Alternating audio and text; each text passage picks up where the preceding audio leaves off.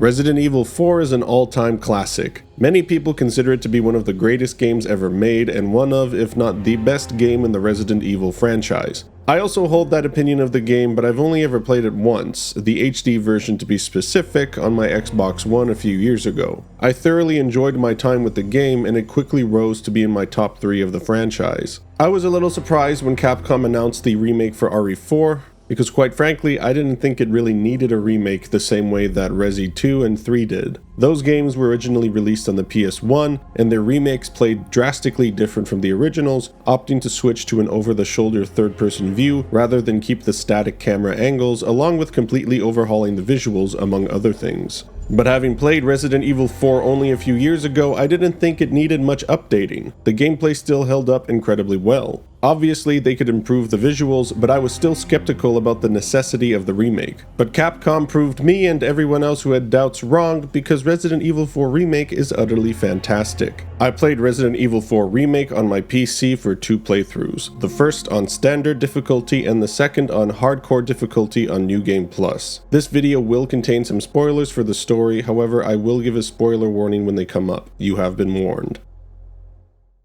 The game looks great. The original game had a pretty distinct visual style, but it wasn't exactly a traditional horror aesthetic. The remake leans far heavier into the realm of horror, with dark shadows and moody lighting. There's plenty of details in the environments and assets littering each corner of the game's main areas, like all these bear traps that don't get annoying at all. Some of these assets are definitely reused from previous RE games though. The character models look great and the characters animate smoothly, though some of the facial animations can seem a little stiff at times. I think the redesigns for most of the characters are excellent. Leon looks more haggard, a good representation of his trauma from RE2, and Luis's new jacket is sleek. I'm not fully sold on Ramon's new design though, I definitely missed the hat. There is some poppin' as you walk around, and the loading times in between chapters can be a little longer than you'd expect for a game these days. I was disappointed when I started the game and didn't hear the Resident Evil voice line. Like seriously, Capcom, what the hell? They also removed unique art for each chapter end screen, which isn't a big deal, but it is kinda lame. The score is great and adds a lot of tension to each encounter and area, but the comm sections soothe as well and gives you room to catch your breath. The sound effects are great too. Each gun sounds beefy and feels satisfying to use. The voice acting is overall pretty good, though I feel like the game has lost some of its original charm as the remake is going for a more serious and dark tone while trying to maintain some of the goofiness from the original. It doesn't always work, but it does work most of the time. And while Ashley no longer screeches like a demented cartoon character, she does breathe really loudly, like someone stole her inhaler and she's been fighting off an asthma attack for the last week. When it comes to the technical side of things, I know a lot of people are having no real issues with the game, which is awesome. However, my technical performance isn't as painless. Granted, I don't exactly have a top-of-the-line system, however my setup is almost exactly the recommended system requirements. I have a 1070 Ti GPU, a Ryzen 5 3600X CPU, and 16 gigs of RAM. Throughout the game, I dealt with the frame rate hitching or stuttering frequently. It was quite annoying. I don't know if it's something in my specific setup or what, but I tried all kinds of different options in the settings menus and it never fully went away. I did also uninstall and reinstall the game and it still kept happening, so I don't know what the hell's going on there. I also noticed a very abrupt change in lighting conditions whenever I entered a new area throughout the whole experience. The OG game's story was never going to win any awards for its writing, and I don't think the remake will either. However, what was a straight-up goofy action survival horror game has now become a more mature goofy action survival horror game. The setup and overall brushstrokes remain largely intact. Leon is still sent to an isolated village in Spain due to the president's daughter Ashley being kidnapped by a cult called Los Illuminados. Shortly after arriving, Leon realizes that the villagers have come down with some sort of mild sickness that makes them cough and have a runny nose, and also makes giant parasites pop out of their heads. Suffice to say, shit's fucked. Before getting into spoilers, I'll give a brief summary of what I think of the story overall. The story is good for what this game is. This is not The Last of Us or God of War, this is Resident Evil. With that being said, this is one of the more enjoyable stories I've played in a Resident Evil game in a while, with characters I actually cared about. Alright, spoilers ahead. Skip to this part of the video. I think the game makes smart changes with the story that improves it over the original for the most part. There's only a couple places I feel the story is lacking a bit in comparison to the original. The first area is the villains. In the OG game, Leon would be contacted by some of the villains throughout the course of the game over his comms, kinda like Metal Gear Solid. It gave you an insight into the villains' personalities a bit more outside of cutscenes, and fleshed out their characters a bit. However, this doesn't happen during the remake. The only time you interact with villains is during cutscenes. This is a trade-off, however, because Luis now has way more screen time than he did before, and Ashley has been turned into an actual character. I personally like this change, but I don't see why we couldn't have also kept the comms conversations with the villains. The opening of the game clearly indicates to the player that Leon is still dealing with the events of Raccoon City, aka Remake. Where he was a naive and optimistic rookie cop in that game, he is now a seasoned soldier and way more pragmatic and stoic. Ashley is way less annoying than she was in the original game. In fact, she isn't annoying at all. She is the biggest character improvement in the game for me, because I actually gave a shit about the relationship between her and Leon. She isn't some bratty teenage damsel in distress with an annoying shrill voice screeching "Leon!" every 5 fucking seconds. She's an actual character this time who grows and becomes more capable as the game goes on, at the same time as her bond with Leon strengthens. There is a scene in this game that actually made me feel something, made me emotional. In a Resident Evil game, yeah, I was surprised too. But that scene wouldn't have worked if it wasn't for the other big improvement, Luis. If you've played the game, I'm sure you know which scene I'm talking about. In the original game, Luis was barely a character. He was kind of funny and charming and a little sleazy, but then he died after a handful of cutscenes, and honestly he felt like wasted potential. The remake turns him into an actual character with depth, and seeing how his relationship with Leon goes from complete distrust and animosity to almost a bromance was a great reimagining of his character. He still dies, but I actually cared this time. Honestly, the remake has some moments of genuinely good writing, which caught me off guard because, again, the original game was not Shakespeare. But not only that, the last RE game to come out, Resident Evil Village, has some really shit writing in it. The second place where I feel the story is kinda lacking is with Ada Wong. The dynamic between her and Leon in the original was a flirtatious sort of frenemy vibe, where the more romantic side of their relationship is basically non-existent in the remake. She also gets less screen time in the remake. A lot of people have made comments about her voice acting, and while I agree that I prefer the actor Capcom had cast for her in Remake, I don't think the new voice is terrible.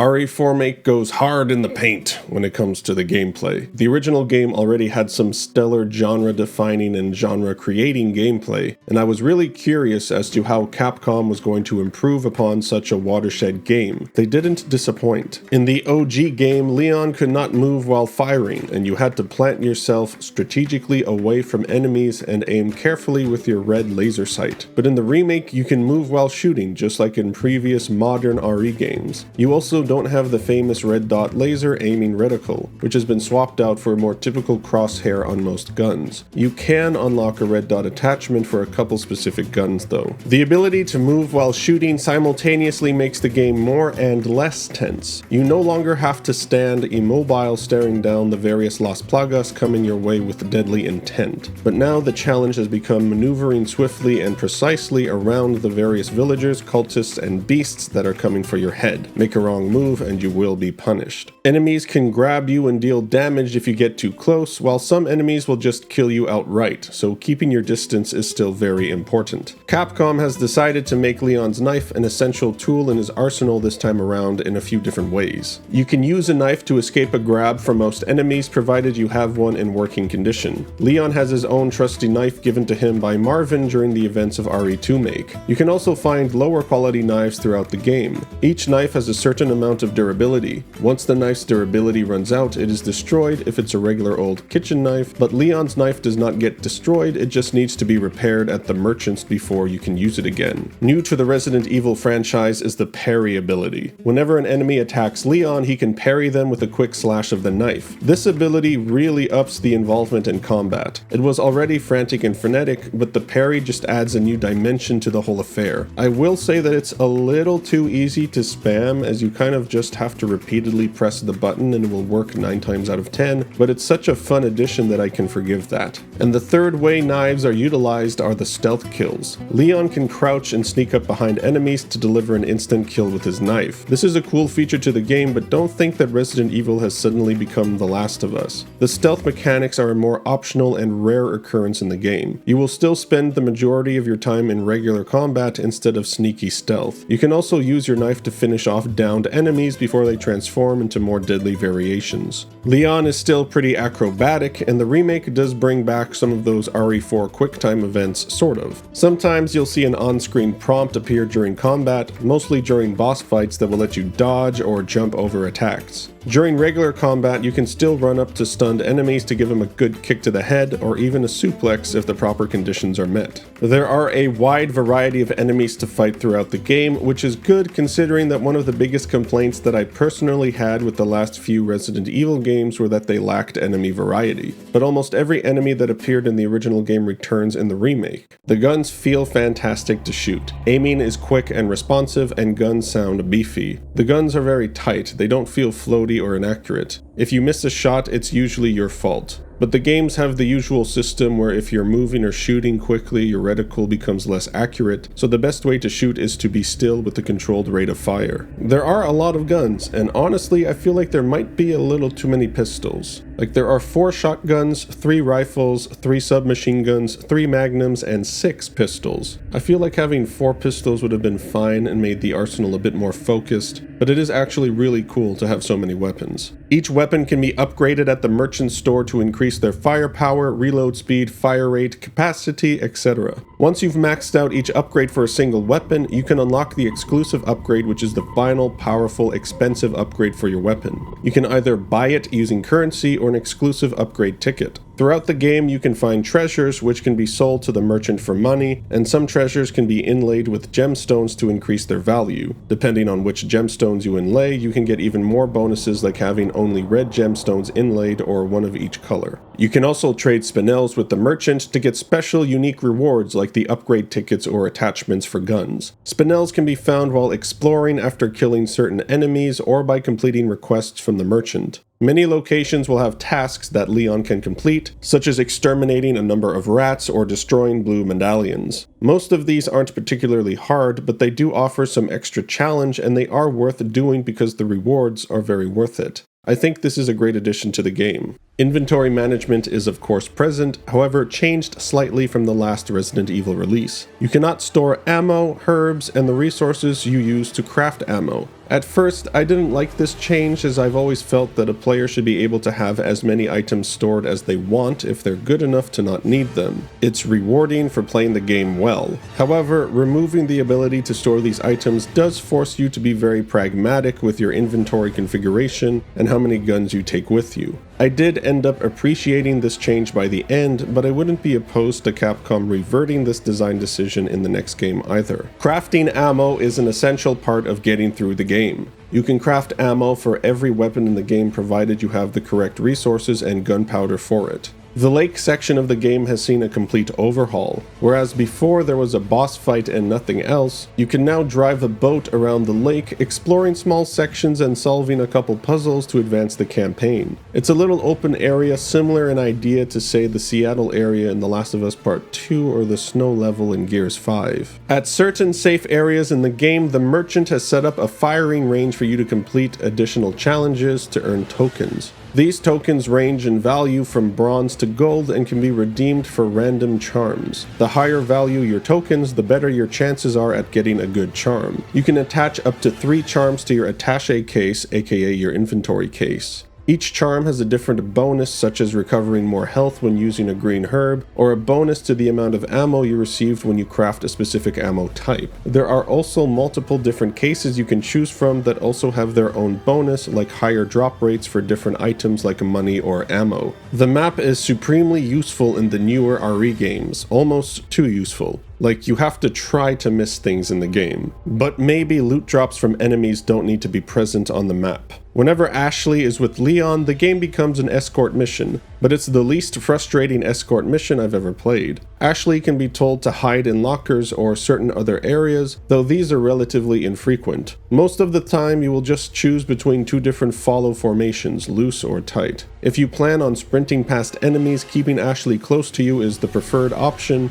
while if you're engaging in combat, keeping her loose will usually prevent her from getting damaged. Enemies can pick Ashley up and carry her away. You'll need to quickly shoot them in order to make them drop her, but be careful because Ashley does take friendly fire, which I found out the hard way. Ashley doesn't have a health bar this time around. Instead, if she takes too much damage, she becomes incapacitated, and you'll have to press a button near her in order to bring her back on her feet. Ashley isn't with Leon all the time though, so most of the game is spent in regular combat without the need to worry about her, but even when she is there, it's usually not frustrating. Like every other Resident Evil before it, Remake grades you on your performance in the campaign, and depending on how well you do, you can unlock rewards. In fact, there are many challenges throughout the game that you can complete to earn challenge points in order to buy these unlockable rewards, such as new weapons, new character skins, concept art, character models, etc. The Mercenaries mode was a free DLC that dropped after the game was released. The Mercenaries has been a staple for the Resident Evil franchise for a long time. Mercenaries is essentially a horde mode where you have to fend off waves of enemies until you either kill them all or the time runs out or you die. You are scored and can earn points multipliers for killing enemies in quick succession, and there are icons in each map you pick up to add time to the clock. There are currently 3 different maps and 4 different playable characters, each with their own moveset and inventory. As you kill enemies, your mayhem meter will raise until it is full, then you can activate mayhem mode, which increases your speed and firepower for a brief amount of time. If you get a high enough ranking, you can actually unlock rewards for the main campaign. Generally speaking, I'm not a huge fan of horde modes, but I really enjoyed this one. I think that speaks to just how well designed the combat is in the game. Unfortunately, the Separate Ways DLC from the original game has not made a return in the remake, though many people are speculating that it will eventually be released as DLC for the remake.